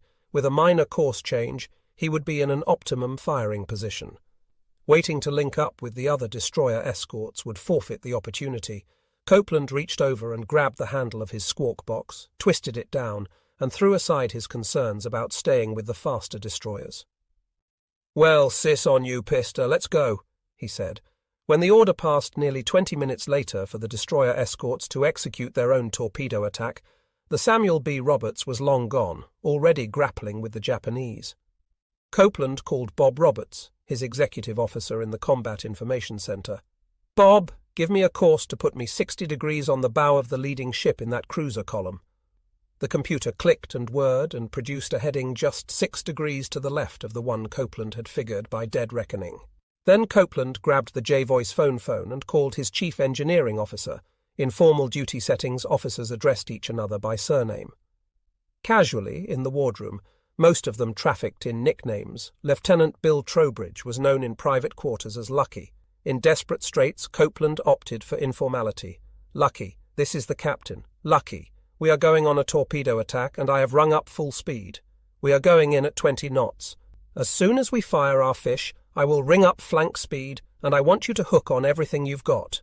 Don't worry about your reduction gears or your boilers or anything, because there's all hell being thrown at us up here, and we're just fortunate we haven't been hit yet." Lucky pushed their good fortune a bit farther. The boilers on the Roberts were designed to carry 440 pounds of steam pressure. Lieutenant Trowbridge ordered water tender 3rd Class Wilfred Labber to turn off the boiler's safety valves and build up to 660 pounds of steam. Trowbridge would need every roaring ounce of it if he aimed to live up to his nickname and get the ship through its torpedo run. The Roberts fell in well astern of her larger cousins the Hurl and the Heermann. In the engine room, the needle on the steam gauge broke new territory. It had to be only a matter of time before Japanese shells broke not water but steel and drew men's blood. Ernest Evans and the officers of the Johnston had scarcely stolen a moment to celebrate their torpedo hits when the destroyer walked into a double salvo of enemy shells. Running through her own smoke to return to station with the carriers, the destroyer was rocked by a dizzying series of blasts. Bob Hagan saw and felt the impact from the gun director. On the highest point on the ship, movements were amplified. The impact seemed to shove the destroyer sideways. All across the Johnston's 376.5-foot length, men were knocked off their feet. It was like a puppy being smacked by a truck. The first 3 rounds to hit the destroyer came from a battleship, probably the Congo. The first one, a 14-inch shell, nearly 1,500 pounds, fell in a ripping arc and struck, opening a 3-by-6-foot hole in the main deck, blowing out the plumbing and main drain from the ship's head, tearing up the machine shop, penetrating down into the after-engine room, and then exploding against the bulky iron housing of the portside propeller shaft's main reduction gears, one of the few pieces of hardware on a destroyer substantial enough to detonate a hard-headed armor-piercing round. The second shell punched through the deck and slashed critical electrical cables and steam lines before detonating against the main steam turbine in the after-engine room. Below decks aft, the Johnston was plunged into darkness. The third large shell demolished the source of the heat itself, striking a boiler in the after-fire room and extinguishing by concussion its oil-burning flames. With that hit, the portside screw stopped spinning, and the Johnston's 36-knot speed was cut in half. What the shell failed to do instantly, high-pressure superheated steam from shattered boiler pipes did with substantially less mercy. Not a man in the after-fire room survived the 840-degree bath that followed. A moment later, there came a sound like a whole load of sheet metal dropping onto a hard floor as the destroyer absorbed the blast of a smaller salvo. The first 6-inch shell, from the Yamato's secondary battery, or perhaps a light cruiser, holed the No. 2 exhaust stack, detonating underneath the director platform and twisting it upward on both sides of the uptake. 2 other shells slammed into the port bridge wing, igniting a 40mm magazine, which burned and popped with smoke with the runaway bursts of anti-aircraft shells. Just seconds before impact, Lieutenants DeGardi and Welch had left the bridge wing and entered the pilot house to carry out Captain Evans's most recent course change order. They were just in time. An explosion propelled Welch forward into a pile of the wounded and the dead. He picked himself up, dazed, and tended to the injured. Ed Block was in shock, missing a large chunk of his right shoulder. The coxswain's left shoulder was dislocated, an eardrum punctured. With small pieces of shrapnel lodged between his eyes, under his chin and in his right eye, Block stumbled through the pilot-house hatch, past DeGardi, and crumpled against a grey metal bulkhead. Welch, standing over him, stated what was not altogether obvious. "Block is alive," then grabbed his wrist and stuck him with a morphine syringe. As the drug permeated his bloodstream, Block regained his bearings. He made it down to the main deck on his own power, then joined the pharmacist's mates who were escorting the wounded down to Lieutenant Robert Brown's medical triage in the officer's ward. The blast to the bridge all but undressed Ernest Evans. It blew the cap from his head and tore the shirt from his chest. Shrapnel lodged in his face, neck, hand, and torso. Lieutenant Brown came to his captain's aid. "Don't bother me now," Evans said. "Help some of those guys who are hurt." Evans was still in charge, coolly so, seemingly unbothered at having 2 fingers sliced from his left hand. He ordered the survivors to clear the bridge.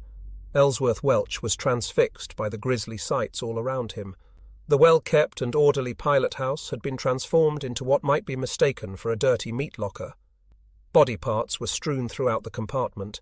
Limbs and fingers and indeterminate remnants of flesh filled the humid air with the rich metallic odour of blood. Fearing the sight of the carnage would hurt morale, Welch gathered up what of the mess he could and tossed it overboard. Time seemed to stop, though events surely rushed forward. Welch found Jack Bechdel, the torpedo and assistant gunnery officer, propped up against the wheelhouse, complaining that his arms were hurt, unaware that he had lost a leg at the knee. Bechdel asked for a drink of water. Welch pulled out a syringe and gave him a shot of morphine. Something large and sharp and moving too fast for the eye had cleanly severed the head of Lieutenant Joe Plisker, a ship and aircraft recognition specialist who had joined the Johnston at Manus to train its officers. Ensign Gordon Fox died in the blast too. Signalman Joel Dixon was blown apart at his battle station.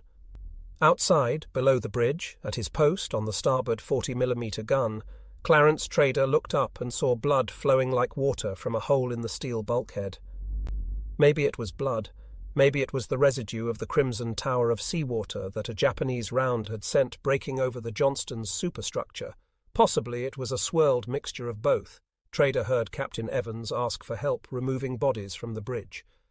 Clyde Burnett, the chief boatswain's mate, responded to the call, coming forward to shepherd Bechdel to the officer's ward, where the pharmacist's mates could attend to him, stick him with more morphine, and tie a tourniquet to his leg stump. Hearing someone call, "Stand by below," Bill Mercer glanced up and saw a human form being lowered from the bridge wing to the main deck. The body descended, feet, khaki trousers, torso, and stopped, seeming to hover next to him. It had no head. It took a fraction of a second for a heavy shell to spin shrieking through the air and punch through bulkheads and decks and machinery and detonate or fail to detonate, ending lives in seconds and casting teenagers with the hard, dull look of veterans. In that time, bold commissioning day promises to sail into harm's way acquired human and material consequences. This was naval warfare in the machine age. In 1944, Annapolis was still turning out men possessed by the idea that naval service was, in the words of one historian, clean and professional, without the complications of civilians, refugees, partisans, looting or pillage. But in fact, technology made it as brutal and hellish as anything the Navy men of Imperial Britain and Germany had suffered through a generation ago at Jutland. When a heavy round from a naval rifle hits a ship and explodes, the energy released pulverizes the hardened steel of the shell and swirls up the shattered remnants of surrounding metal decks and bulkheads. All of this metal rushes outward on the edge of a wave of blast pressure that a typical shipboard compartment cannot hope to contain. The sudden and overwhelming overpressure turns the compartment itself into a weapon, its remains churning up into a superheated storm of fragmented or liquefied metal. The blast wave's effect on people is horrific. It collapses body cavities, crushes organs, and blows flesh from bone. The size of the killing zone, the radius within which these effects will occur, depends on the amount of explosive the shell holds. A Japanese 8-inch armor-piercing shell, 3 feet long and 277 pounds in weight, had a 6.9-pound bursting charge. A 14-inch high-explosive shell, 1,425 pounds and 5 feet long, contained 63 pounds of explosives. The Yamato's giant 18.1-inch armor-piercing shells, 6.5 feet long and 3,219 pounds in weight, carried a 75-pound bursting charge. The men of the Johnston learned in an instant that shrapnel came in many sizes, sometimes large enough to cut limbs and grind flesh, sometimes fine and particulate, filling the air with hot driving mist. They learned that shells tumbling through layers of steel filled compartments with poisonous gases, that exploding shells could kill by shock or with a cascade of flames that doused them like liquid.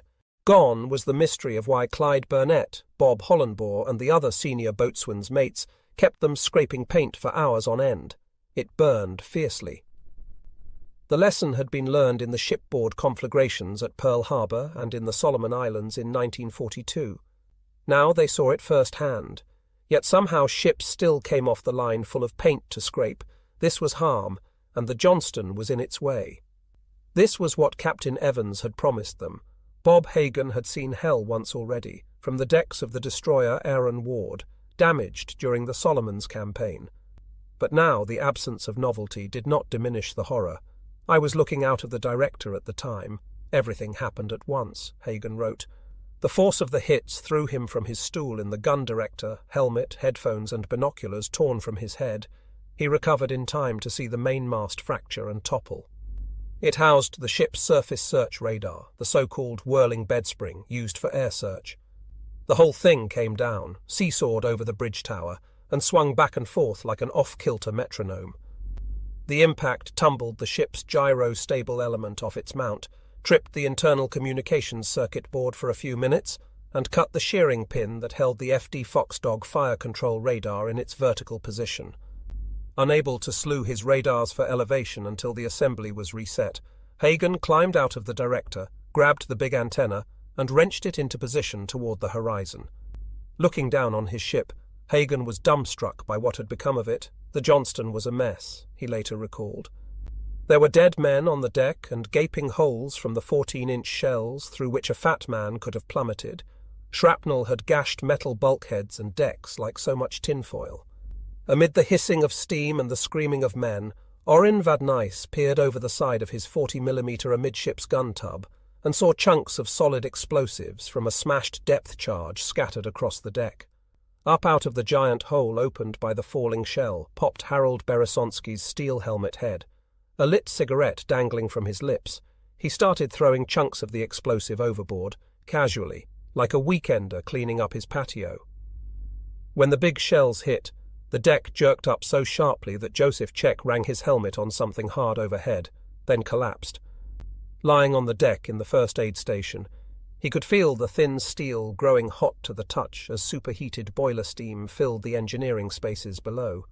Broken boiler lines were bad news for at least 3 reasons. The loss of steam bled the ship of engine power, slowed the turbines that ran the ship's electrical generators, and liberated superheated vapors that killed men fast. A needle-sized hole in a steam line could release a cutting spray, powerful enough to sever limbs. Battleship shells were less delicate than that. Steam was gushing out of 3 large holes in the deck where the 14-inch rounds had struck. Jesse Cochran ran to the steam stop valves on the main deck above the after-fire room and spun the large wheel to close the lines. It did nothing to stop the lethal hissing of escaping steam, for the detonations ruptured not only the lines but the tubes inside the boilers themselves. Joseph Check saw 3 men climbing out of the hatch from the after engineering space. The effort to escape sapped them of their final energies. Check watched them collapse and slump back against the bulkhead, their skin white as ivory, covering swollen flesh. The skin fell away here and there, revealing pink patches beneath. The steam had cooked them like so many shrimps. They did not live long. Bob Hagan was on his sound-powered phones after the first onslaught of shells, polling his gun bosses to see who was with him and who wasn't. All stations, control testing, the replies came. Gun 1, I Gun 2, I Gun 3, I Gun 5, I Plot, I. He was relieved to hear he was not suddenly alone, but wondered after Gun 54, Bob Hollenbaugh did not respond. But the boatswain's mate first class did not keep his gun boss in the dark for long. Momentarily, a messenger came on the line, calling Hagan from a 40mm mount back aft. He said Gun 54 had lost power and communications, and its link to the fire control computer was dead. Gun 54 was worse off than the other 2 aft 5-inch gun mounts. Guns 53 and 55 had no electrical power to rotate the mount, but were still getting signals from the gun director.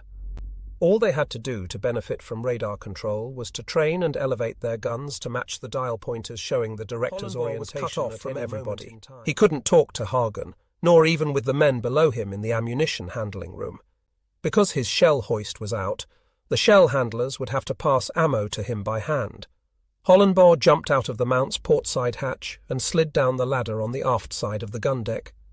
Jumping over unrecognizable bodies, he stuck his head into the handling room where the men were milling, unsure what to do without a working hoist to feed. He explained the problem to them and told them that their battle performance and probably also their survival would depend on keeping a steady bucket brigade of shells moving up to the gun. They would have to do it manually, the same way Hollenbaugh would be aiming. Seated in Gun 54's trainer's brass bicycle seat to the left of the 5-inch naval rifle, Bobby Chastain could only guess at the horrible extent of the carnage outside his station. The jolts and sudden movements of the ship, the sudden sickening reduction in the intensity of the engine vibrations, none of it made him optimistic. The trainer's gun sight door remained closed, for he had seen enough Japanese men of war for a lifetime. Now, though, with his mount partially disabled, and the loud voice of his gun captain saying something about local control, his willful ignorance had to end. Local control meant the gun crew would do its own shooting, training, and elevating the gun by cranking hand wheels in the mount. They had never drilled under local control before. Back in the mount, Hollenbaugh stood on the gun captain's platform, head poking up from the turret, shouting bearings to Bobby Chastain to guide his rotation of the gun, and ranges to Samuel Moody to determine how high to elevate it. The 40mm mount immediately forward of Gun 54 had its own Mark 51 director, adequate for obtaining ranges if not for a complete gyro-aided computerized firing solution. Walt Howard, one of the crew manning that gun, passed range information to Hollenbaugh, who made do with it what he could. Chastain and Moody turned and elevated their gun by turning brass-handled wheels on either side of the mount. They cranked them furiously back and forth as the ship veered and the guns barked and Hollenbaugh relayed ranges.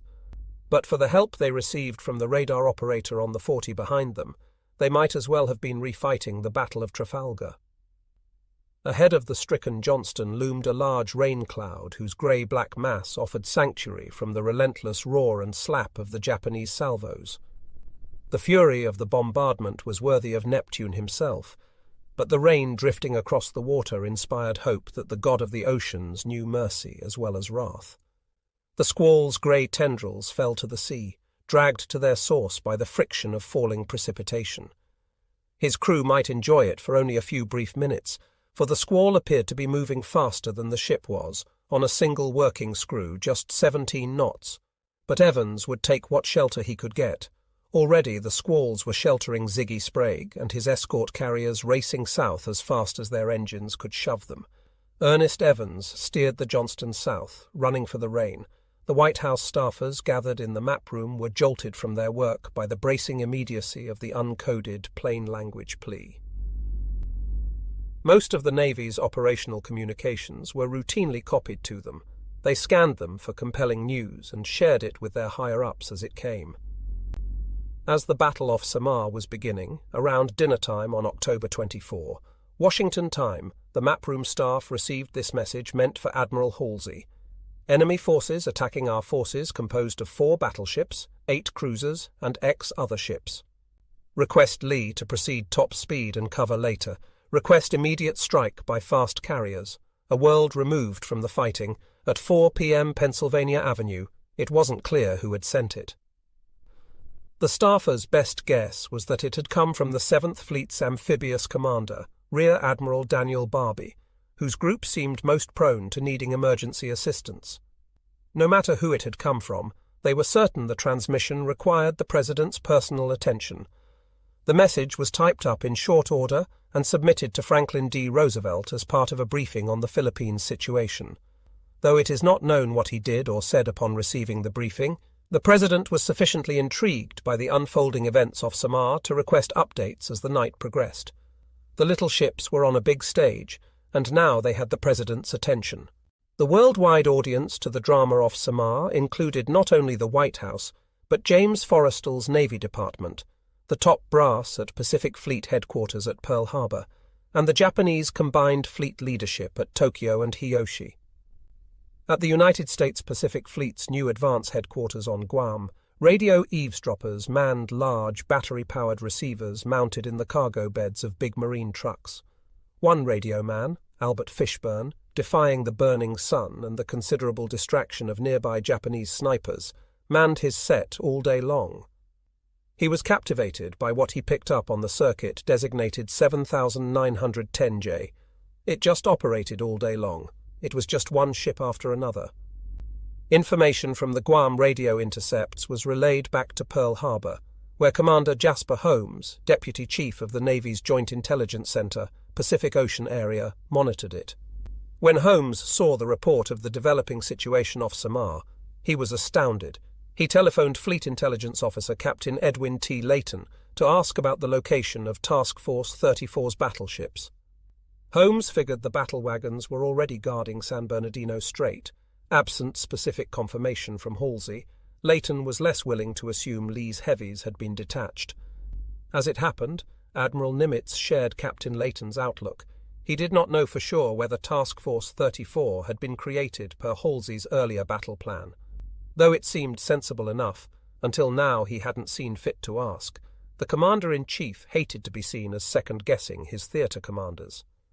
At 6:48 a.m. that morning, Halsey had been stunned to discover that Kinkaid was assuming the actuality of a contingency, the detachment of Task Force 34. Halsey ended the mystery of his battleship's whereabouts at 7:02 a.m. when he responded to the 7th Fleet Commander's 4:12 a.m. request for confirmation that the battleships were guarding San Bernardino Strait. Halsey told him, "Negative Task Force 34 is with carrier groups engaging enemy carrier force." That message took the customary 2-hour trip around Robin Hood's barn and the Manus receiving station before reaching Kinkaid. By the time it did, the 7th Fleet Commander had already transmitted a string of desperate messages indicating his own surprise at the impending disaster. At 7:07 a.m., Kinkaid informed Halsey in uncoded English that Taffy 3 was taking fire from Japanese battleships and cruisers. That message reached Halsey at 8:22 a.m. At 7:27 a.m., Kinkaid radioed Halsey. Request Lee proceed at top speed to cover Leyte. Request immediate strike by fast carriers. The tenor of Kinkaid's pleas grew increasingly shrill. At 7:39 a.m., fast battleships urgently needed immediately at Leyte Gulf, and at 8:29 a.m., my situation is critical. Fast battleships and support by airstrike may be able to prevent enemy from destroying escort carriers and entering later. For Nimitz, that was enough. Bewildered by the evident short-circuiting of communications between the 3rd and 7th Fleets, he composed a straightforward inquiry to Halsey, "Where is Task Force 34? A radio man on Nimitz's staff saw the implicit emphasis and repeated the interrogatory phrase, "Where is?" Then the message was passed to an ensign responsible for encoding it, a process that involved inserting nonsense phrases at the beginning and end of a dispatch, on either side of a double consonant, so as to confound unauthorized recipients. Thus, the message that the Commander-in-Chief, Pacific Fleet, transmitted to Halsey's radio department aboard the New Jersey read, "Turkey trots to water good going. Where is, repeat, where is Task Force 34? Roger, the world wonders." To this day, the world wonders whether the Third Fleet radio man who received this message aboard the New Jersey was scholar enough to know that the phrase. The world wonders appear in Alfred Lord Tennyson's poem The Charge of the Light Brigade, commemorating a battle against long odds that was fought that very day, October 25, in a different century. The world wonders, too, whether he gave Chester Nimitz credit for the same literary acuity, recognizing with a grin Commander-in-Chief Pacific Fleet Headquarters' historical flourish